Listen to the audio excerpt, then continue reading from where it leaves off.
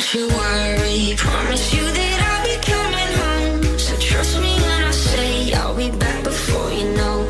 I'm sorry if my side of the bed is getting cold. Just wait another day, I'll be back before you know. Hey y'all, just me checking in. So happy new year. I know I haven't seen you guys since December, but I've been really busy. I got promoted at my job and I've been learning the tricks of the trade there. Also, we have hit a global pandemic, which we all know about unless you've been under a rock, where we have to self-isolate or self-quarantine if we've been out the country or out of our state, whatever, for a certain amount of days. I've currently been home for about 3 weeks now. So one, stay in the house, please, because I have things to do this summer and I don't want to be on punishment all summer long. So please go home and stay home. Thanks. And then two, I really do hope you guys are being safe, washing your hands, carrying your hand sanitizer, you know, coughing and sneezing into this part of your arm, your inner elbow. I don't really know what this is called. Yeah, that. Do that. So a few weeks back, again, I've been adjusting, so I finally had time to get around to it. But a few weeks back, I posted on my Instagram, what kind of video do you want on my YouTube channel next? An update about where I've been and what I'm doing, or the truth about postpartum, like the things that people don't tell you about postpartum. And most of you guys voted about the things that people don't tell you, so here we go. So the first thing people do not speak about when it comes to postpartum is, like, I guess your hormones. Everything seems like it's in a rush to get back to normal, so you will like cry and laugh and feel scared and lose sleep, and it's possible to fall into depression, especially if you used to have diagnosed depression. I obviously call it postpartum depression, and it's very real. I don't think I've ever gone through postpartum depression, or at least I wasn't diagnosed for it, but it happens, and it's affected some people I personally do know. The second thing is that if you have a C-section or a vaginal birth, there will still be a lot of bleeding. I personally was bamboozled. Okay, I remember sitting in the labor and delivery room about to deliver my son, and they were like, oh, we have to do emergency C-section because his heart rate's dropping and everything. I'm like, well, I don't really want to, but if I do, am I still gonna bleed for a while? And they was like, yeah, you didn't know that? I was like, no, I didn't know that. Send help, because I don't want to. So I would suggest going to Costco, Sam's Club, getting these pads, you know, the big ones that cover you from front to back, that feels like a diaper. Yeah, because you're gonna need them. All of them. You'll still be bleeding for about 6 to 8 weeks. Every time is different, every pregnancy is different, everybody's body is different, but yeah, those size, you're gonna need it.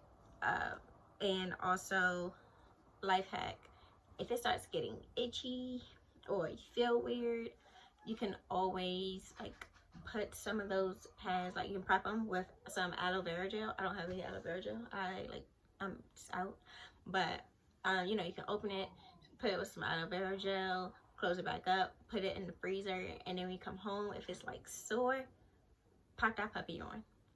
For real, a cold pad with some aloe vera gel, you will feel so much better, like 1,000% better. You're welcome. Number 3, it's okay to not be okay. And I mean that when I say, if you don't want like any help, you don't want people around, you just don't, like, it's okay. Don't think, oh, well, Sarah got up and moving after 4 weeks after delivering her baby, or Ashley did X, Y, and Z after delivering her baby. It's okay. Like, you're not in competition with anybody. You're fine. Everybody's body is different. I know after delivering my kids, I couldn't do anything. I was instructed to not even lift anything heavier than my baby. And I had, both of my babies were about 6 pounds and some ounces. So I couldn't lift anything heavier than 6 pounds. So that means I couldn't cook. I couldn't clean. I couldn't even carry their car seat to the car when I had to take them to doctor's appointments, because then at that point it would have been heavier than 6 pounds. I couldn't shower. I barely got out of the bed. I mean, I got out of the bed because I had to, but I couldn't really do so. So it's okay to not be okay, which leads me into number 4. Take your small victories. If all you were able to do that day was take a shower, be happy you took a shower, because there's going to be days where you're not going to feel like doing anything, or you're just too tired to do anything, and you will smell. It's okay. It's okay. It's all right.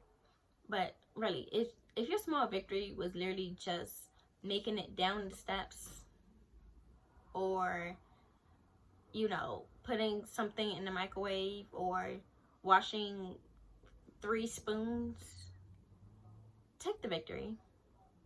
Don't push yourself. Your body just went through a lot physically by delivering a child. So take your small victory and just run with it. All right. And then number 5, breastfeeding is hard, guys. It's hard. It's tiring. It's a lot of energy. Like, I tried to breastfeed my first son, but he wouldn't latch on, and that made me sad, but that's a different story for a different day. But I tried to breastfeed and it just didn't work with him. I breastfed my daughter for a little bit, and I was just tired. Like, every time she woke up, I had to roll over and, you know, breastfeed, or I had, you know, or I had to pump because she was asleep, but my breast was hurting, and it's a lot of energy. It's tired, and it's not for everybody. It's not, and it's okay if you don't want to do it. Don't let anybody pressure you into saying, oh, breastfeeding is the only way, you have to breastfeed. No, you don't. If you really don't want to, you don't have to. As long as your baby is fed, that's all that matters. Just feed your baby. But if you don't choose to breastfeed, your boobs will still hurt either way, because throughout your pregnancy, your boobs are growing because they're lactating. It's full of milk. Your breast is going to hurt either way. So I suggest, you know, after having a baby, start massaging them. Try to get as much milk out as possible. Take a cold compress across them and freeze them. Okay, and then number 6, I believe I'm on. I lost count. Sorry, guys. Yes, you were on 6. Number 6 is your first bowel movement. We're going to get TMI. Your first bowel movement is going to feel like you are pooping out a cinder block. Vaginal or cesarean section, C-section, you will be given medication. C-section's a little bit harder medication because it's surgery, but you'll be given medication that will absolutely constipate you. And I suggest not taking it if you really do not need it, or take a lower dosage. I know somebody that had a vaginal birth and they gave her ibuprofen 800 for any pain she may feel, and I don't know, her pain tolerance just might be high, but she's like, she really didn't take them. Every once in a while she just popped like a regular Tylenol, about 400 milligram Tylenol, and she was like good to go. But see, I had to take Percocet and the 800 because it was just that much pain.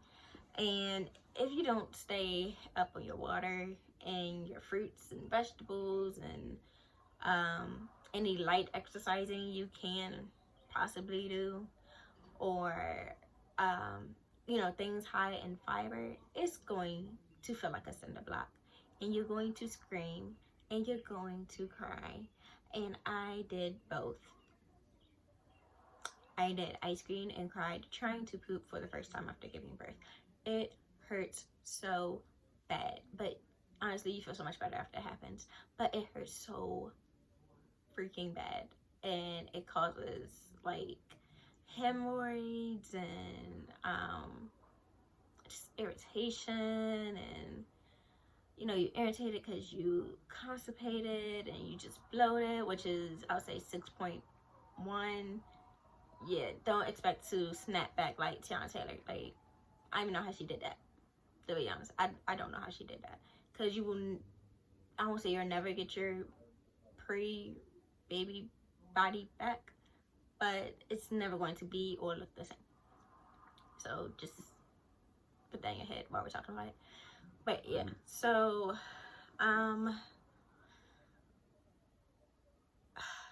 stool softeners, water, oatmeal, apples.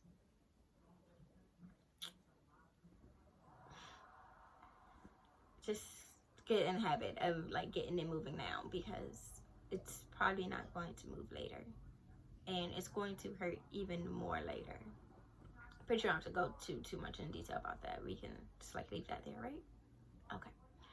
So then number 7 is that your hair, all that luscious hair that you grew during pregnancy, probably gonna fall out.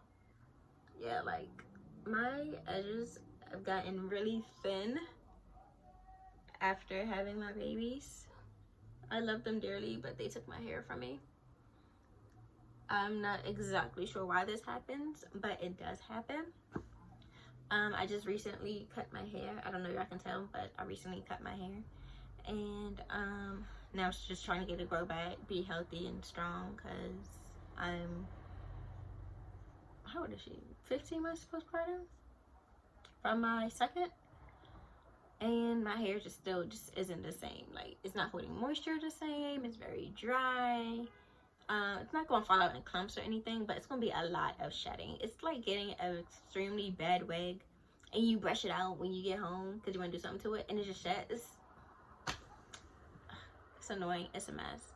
Now, you don't have to go cut your hair. Some people's hair just replenishes better than others, but I wasn't a chosen one. So there's that. Okay. So I think that wraps it up for this video. I gave y'all 7 tips of what happens after childbirth. If you can think of some more, then go ahead, comment down below what I may have missed, or just even your experience or some other tips for any more expecting mommies, of what can or is going to happen.